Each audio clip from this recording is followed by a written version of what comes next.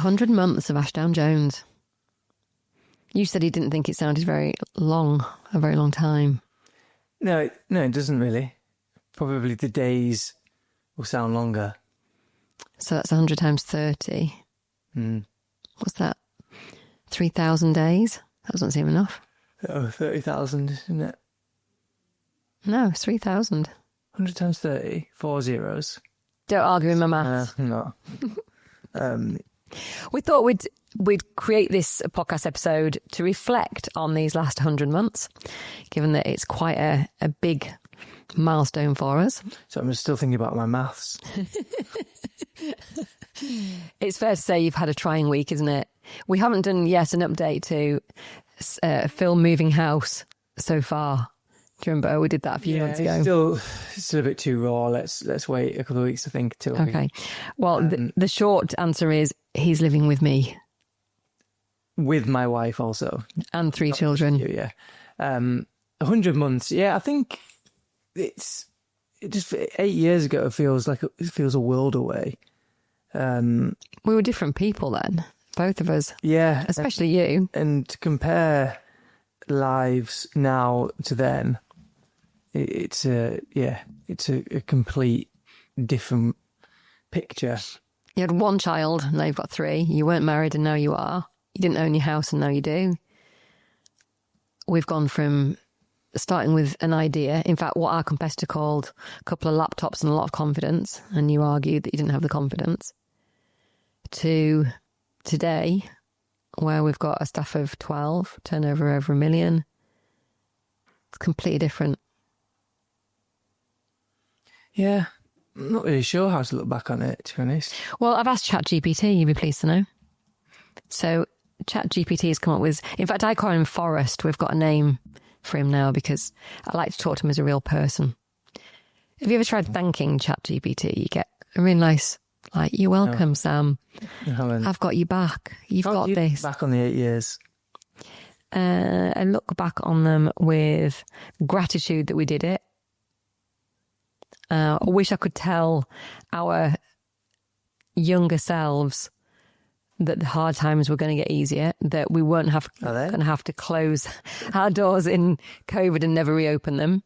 Because however bad things are, you can't possibly tell me that they're as bad as standing in front of our office that day, recording what could have been the last ever video from Ashdownjones.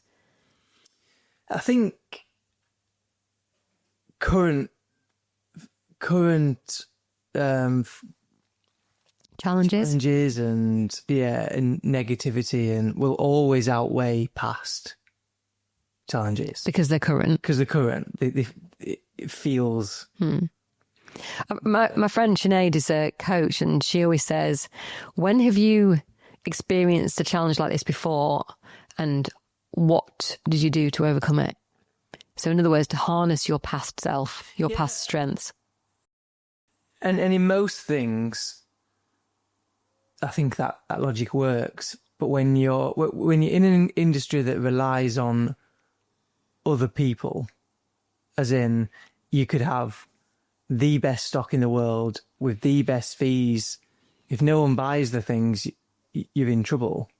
So you're always one step removed from your own income, which in times is a benefit, because when the market is strong, arguably it's fairly easy.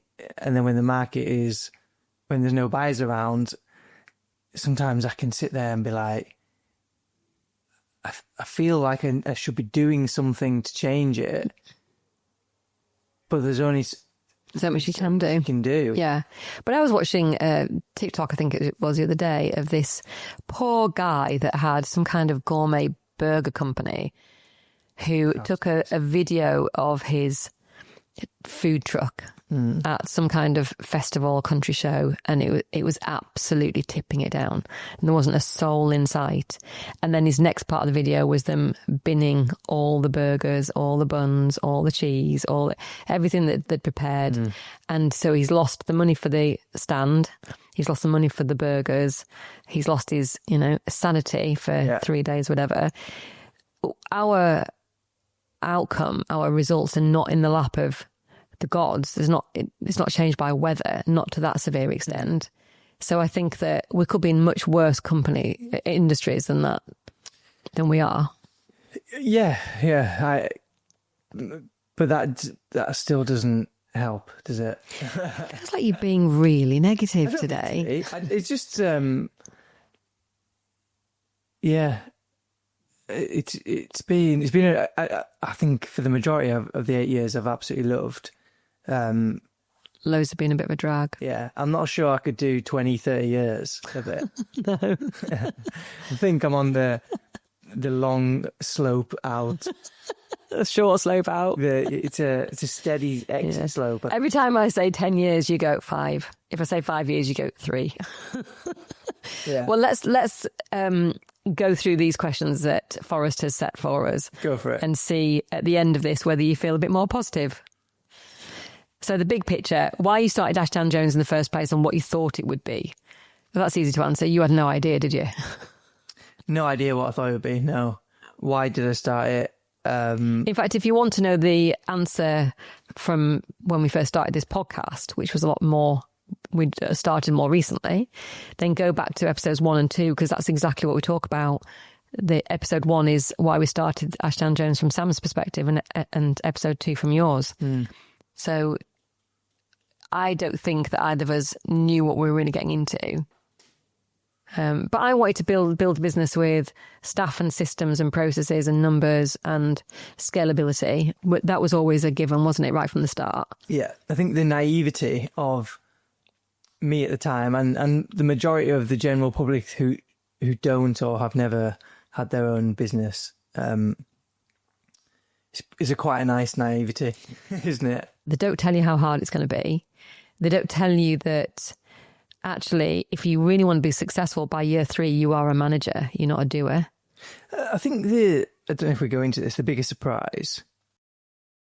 Go for it. The biggest surprise to me was that I've spoken about this before, is that the part I enjoyed the most was the building, was the getting to certain steps, and then. But at the time, you think that the getting to the step is the good bit, but actually the getting to. So it's all about the journey, not the destination, isn't it? It is, and I understand it's so easy to say this once you've done the journey or certainly cracked a lot of it. But then when you start to manage the things out that you thought you maybe didn't want to do, what you probably did want to do, that's the toughest step. Yeah, I think you're right. And when we did so for those of you who are listening who don't know, Phil and I did an ultra the summer before last, the Lakeland 50, and then I did it again last year.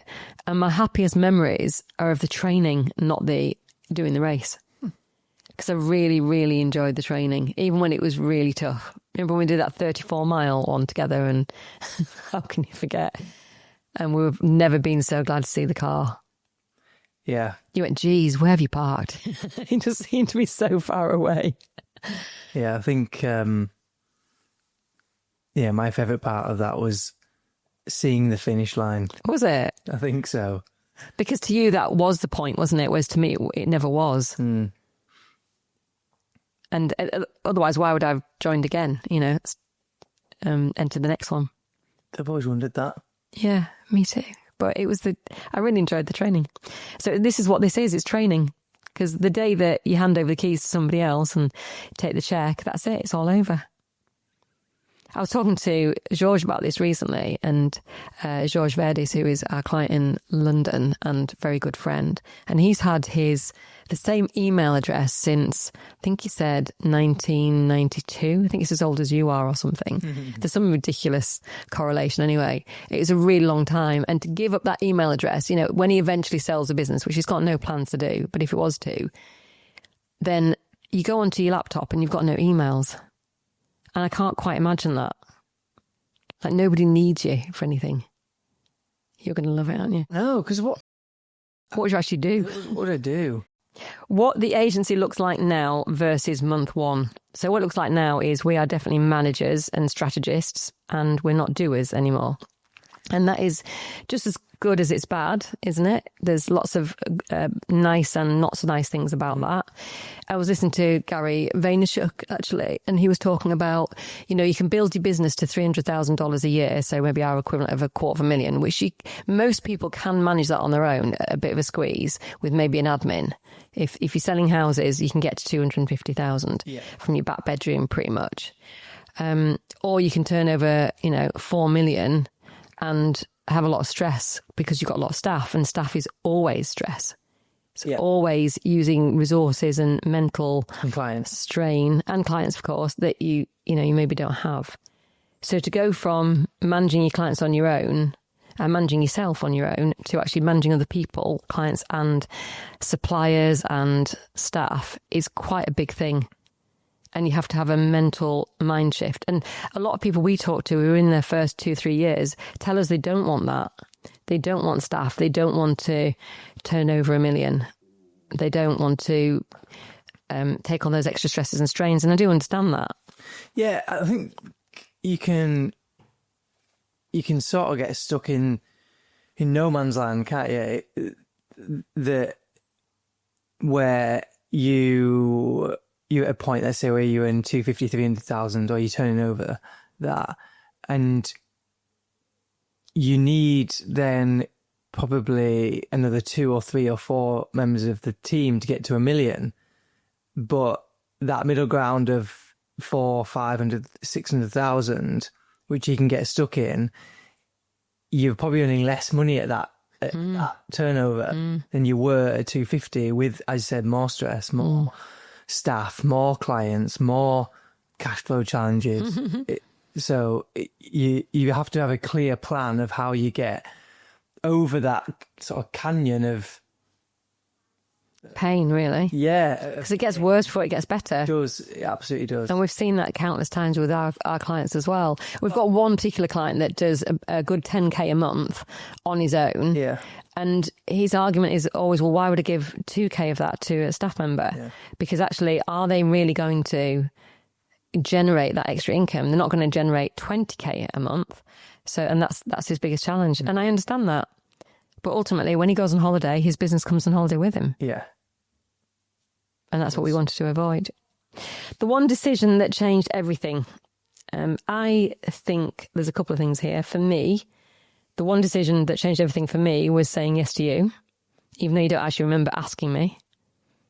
So Phil asked me back in December 2016 what I thought of opening an agency, because he knew that I'd said that I was always going to do it one day.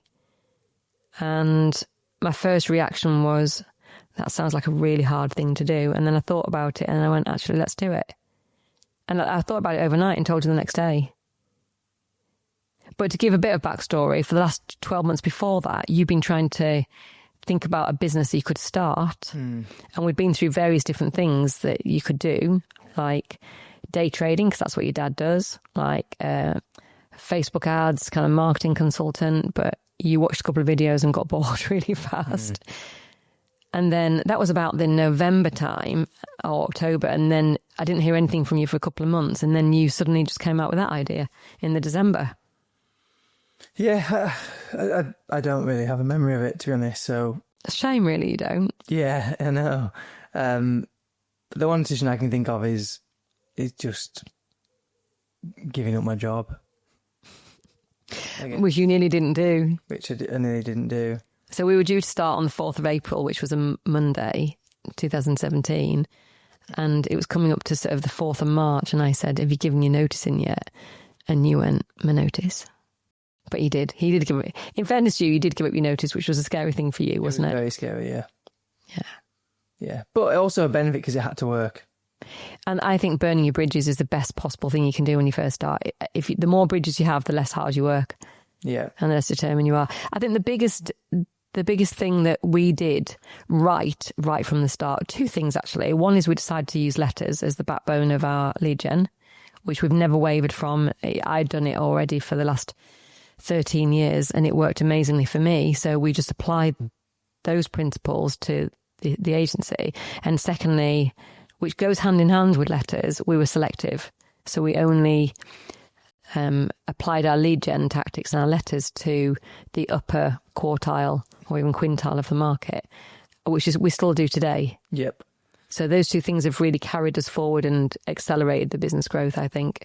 How long did it really take to feel like it was working? Probably a good 15 months, I would say. I think it was the second summer I felt we were getting traction. So we started in April. It took till about the July, August of the following year. And I remember this because when we first started, I was 49 and I wrote myself a letter on my 50th birthday to my future self, basically. And when I looked at that letter, so we were a year and 3 months in, pretty much everything had come true in that letter. Yeah, I think it was a lot earlier for me than that. Was it? Yeah. I think once... We did was it South Call we did? Yeah, once we got sort of 5 or 6 on the market, and I was still extremely naive, so I was going, you know, it's a £500,000 house, that's £7,500. Sort of, it was banked in my head for 6 months' time. Got you. So when we had, I remember we got a 10 on the market, and that was a big sort of milestone. I remember having £100,000 in the pipeline. That was a milestone. And I was just banking all this in my head and spending it all. So it was always working. And it was a constant... Tension? No. Battle? Upwards trajectory. Trajectory. Throughout the first sort of 2 years. So there was never... I don't remember ever a time going... I'm struggling, or just because it was constant. You hit these numbers, and and then we got to sort of like 25, 30 on the market, and then the next troubling time was probably Brexit. There was a couple of tough weeks of uncertainty, but then the virus was probably the first. I think you were able to see how economic uncertainty really changed people's perception and people's confidence in buying and selling houses, didn't it? That was the first time you'd seen that. Yeah. Well, I'd seen that a few times, so I probably didn't appreciate how concerned you were by it. And then we were only 3 years in, when COVID happened. And I'm really glad it happened at that time, because if it happened when we had been like 1 year in, I think we would have really struggled, wouldn't we? Yeah, interesting. The other thing that happened, remember, in that first year is we had to make some really difficult decisions, like joint listing, the joint listing thing with Savills. Do you want to explain that? Yeah, we got offered a big guaranteed fee for joint listing a £2.5 million home with Savills, and we turned it down on the proviso that our rule was we don't do joint listings, and it sold in the first couple of days to a buyer that we knew and were showing around other places. And we had big cash flow. It wasn't even cash flow at the time, was it? It was just sort of income. We just didn't have anything. We didn't have income. No. I had zero bank balance. Yeah, so... And you went to the bank and begged them £15,000. I went to my bank and got a £25,000 loan. So we needed, it was 25k, it was a guaranteed 25k whoever sold it. And we decided to turn it down. Now, I know that you wanted to take it on, and I know that it's easy to look back now and say we're glad we didn't. But when you're right in the thick of it and you need the money, it was a really, really hard decision to make. And I suppose what I brought to the party was I felt that I could see past this into the future, knowing that we were going to make the right decision by saying no. Yeah. But you couldn't see that at that time. You were just looking at your bank balance and thinking, we need that 25k. Yeah. And it was a hard decision to make. And I think it tested our partnership. I'm not sure about that. No, I mean, I don't think it was a bad thing. I mean, it was a test of our partnership. Yeah. And I think we went through it and we succeeded. Yeah, I think if anyone in the first few months of agency or haven't opened yet, having key principles on how you're going to react to decisions, whether you've got a partnership or not, I think is important. Yeah, we've got a pretty simple rule, really. It helps guide you when the chips are down, when the stress is on, and you want to make a decision. Because then you don't go into it with full emotion. Yeah, to have principles that guide you I think is a really important thing to have. And you've got the same rule with Molly, haven't you, about this? That if you disagree on something important, then whoever feels they've got the strongest opinion about it or the strongest, feeling. Do we? I thought you did, yeah. No, me and you do. I thought you and Molly did. Me and Molly don't disagree. She just goes along with you, doesn't she? She agrees that I'm correct. So I don't agree that Phil is correct. So therefore, when that happens, it's whoever has the strongest feeling towards it. And it means you have to be really self-aware, because even though you come with a great idea, you've then got to say, well, actually, I believe in this idea 7 out of 10. And, Phil might go, well, I'm against this idea 8 out of 10. And then I capitulate and I go, okay, we won't do it. But when you've got a new exciting idea, it's just easy to assume you are 10 out of 10. So when we've talked about things in the past, like, I don't know, a name for Cosmo, for example, we've got to then go, well, actually, I'm not wedded to that name. I don't love the name Cosmo, but I'll go along with it because you really liked it and I didn't have a good alternative. And it's quite hard to bring humility to that conversation, be self-aware and go, I'm going to drop what I would do, especially when I'd worked on my own for 13 years before we got together. I think that in itself is quite a hard basis for you to come in and then you go, right, well, I've got my opinions. And in some cases, in the first few years, I think I overcompensated for that. And I felt I gave you your head more than I had my opinions. Yeah, I did too. But you felt exactly the opposite. I don't agree with that. Yeah, which is interesting because when we had this conversation again only recently, when we're talking about things like team changes and strategic changes, I said I felt that you were making more decisions than I was, and you said you felt exactly the opposite. And so therefore we know then we're probably 50-50. Yeah, one thing on this sheet from ChatGPT says, what's never changed even after all this time? And I think our relationship hasn't changed. Or if it has, it's strengthened. Yeah. Yeah, we've both agreed we wouldn't have another business partner again. Yeah. Because we haven't had positive experiences from those business partners. No, they're tough relationships, aren't they? It's a really tough relationship. This has lasted longer than my second marriage. So we're going to stop part 1 there.